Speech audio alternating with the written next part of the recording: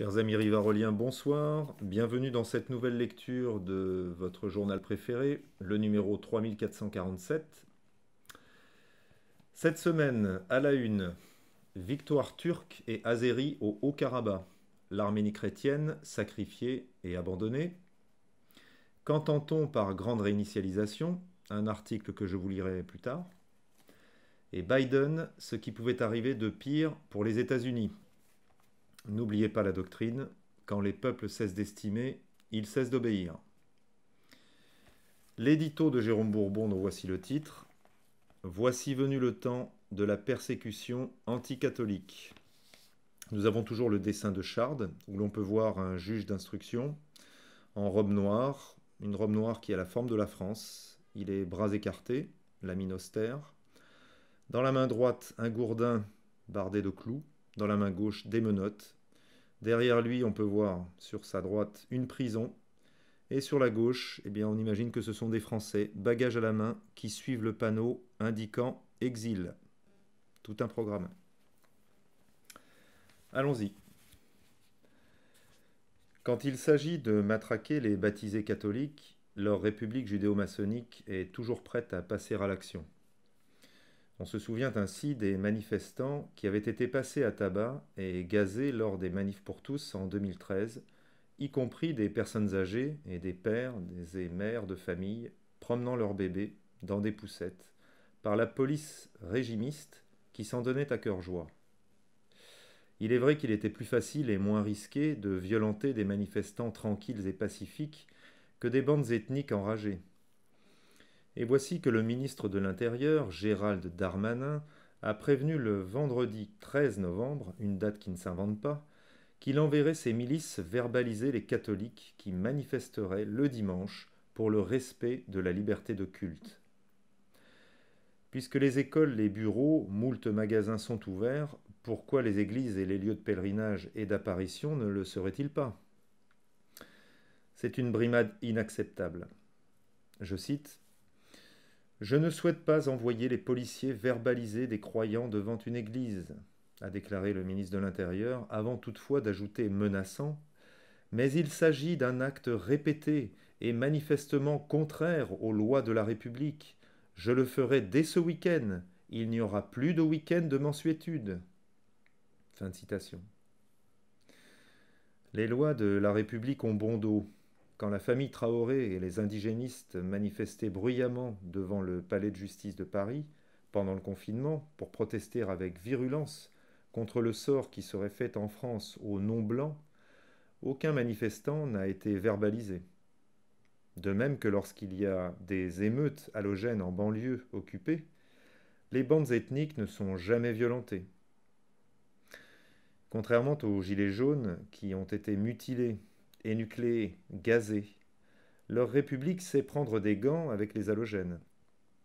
Darmanin ose parler de mansuétude alors qu'il envoie ses gros bras, tandis que les meutes d'Antifa et autres Black Blocs ne sont jamais aussi sévèrement traitées, eux qui cassent, qui pillent et qui frappent.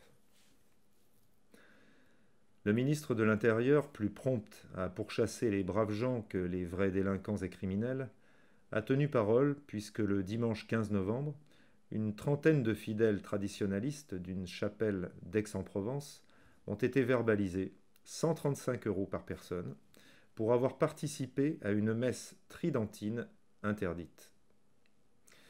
En effet, depuis le 3 novembre, tout culte public est interdit en France, sauf bien sûr le culte shoatique.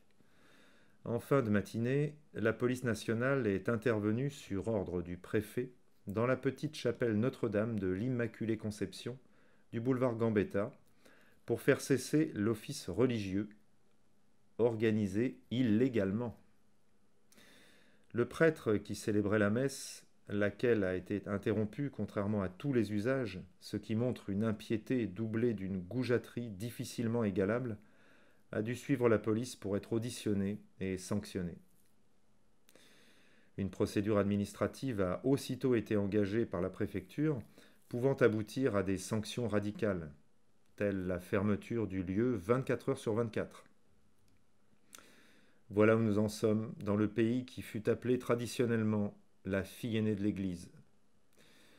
Avec l'apologie du blasphème, tous azimuts, au nom de leur satanée laïcité, qui n'est jamais qu'un rejet public, total et viscéral de Dieu et de sa loi, et désormais les interruptions d'offices religieux et les fermetures de chapelles et d'églises, mais aussi de la grotte de Lourdes, inaccessible aux pèlerins depuis le 3 novembre et pour une durée indéterminée, on se croirait revenu au temps du petit père Combe, à l'époque des crocetages d'églises et de couvents, à la querelle des inventaires de 1906.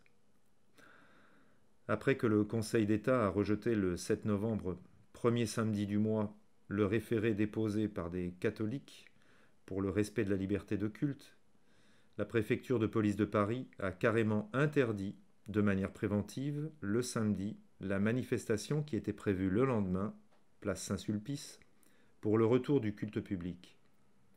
On vit vraiment en pleine tyrannie. Pas simplement sanitaire, mais mentale. L'enfer se déchaîne.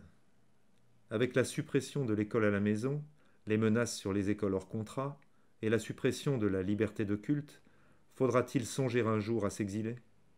La question commence à se poser sérieusement. Mais pour aller où? L'apostasie est aujourd'hui universelle. Figurez-vous que ressusciter le chapelet ou entonner un chant religieux dans la rue, ou même sur le parvis d'une église, est désormais une atteinte à la laïcité sanctionnable par la loi. Non, vous ne rêvez pas. C'est bien ce qui s'est passé à Bordeaux, dimanche dernier. Plus de 300 baptisés catholiques s'étaient rassemblés le 15 novembre devant la cathédrale de Bordeaux pour demander la reprise du culte public, interdit pendant le confinement. Certains, entonnant des prières qui ont valu aux organisateurs une convocation au commissariat. Les fidèles se sont en effet réunis sur le parvis de la cathédrale Saint-André de Bordeaux durant 1 heure en fin de matinée. Malgré les appels peu courageux des organisateurs à ne pas prier ou entonner des chants religieux conformément aux demandes exorbitantes de la préfecture de police, plusieurs chants ont retenti, ainsi que des « Je vous salue Marie ». Des dizaines de personnes se sont également agenouillées pour prier. Cela a été jugé insupportable par les autorités civiles. L'un des organisateurs de la manifestation, Maxence Castet, a indiqué à Sud-Ouest « Les policiers nous ont indiqué qu'un certain nombre de gestes ne respectaient pas le principe de laïcité. Je suis donc convoqué demain matin, au commissariat. » On le voit, réciter un pater ou un ave est contraire à la loi de la République. Il faut le savoir et peut déboucher sur une sanction. En revanche, danser nu dans une gay pride est parrainé et subventionné très officiellement par la ville de Paris, le Conseil régional d'Île-de-France et le gouvernement, tandis que le Palais Bourbon se couvre des couleurs du drapeau arc-en-ciel de la communauté LGBT. Avorter jusqu'à 9 mois, c'est-à-dire jusqu'à l'accouchement, ce qui implique d'écraser la tête du bébé et de couper le fœtus en morceaux, ça en revanche, c'est permis, et c'est promu par la République. Changer de sexe, être transsexuel, faire porter des enfants pour la satisfaction et le plaisir de pères homosexuels, ça c'est permis, et promu dans leur République. Des optimistes croient que la suspension du culte public pourrait être levée à partir du 1er décembre. Mais rien n'en indique que ce sera réellement le cas. Et de toute façon, le Premier ministre a expliqué aux différents dignitaires religieux que cela ne pourrait être envisagé qu'à condition de respecter un protocole sanitaire draconien. En plus du gel hydroalcoolique, du port du masque, qui fait ressembler à un clown et n'est pas digne dans un édifice religieux, la fameuse distanciation sociale serait considérablement augmentée.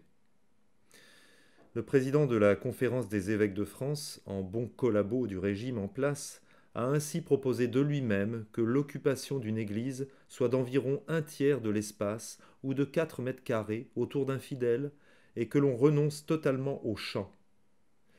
Ce même épiscopat moderniste avait déjà proposé lors du premier confinement qu'on se saisisse des hosties pour communier avec des pincettes. Comment croire que tous ces imposteurs mitrés ont la foi et la moindre crainte de Dieu? Au-delà du Covid, le pire virus auquel l'on a à faire face, c'est le sida mental. Et contre celui-là, hélas, on n'est pas prêt de trouver le vaccin. Jérôme Bourbon, édito du Rivarol 3447 du 18 novembre 2020. Chers amis, à bientôt.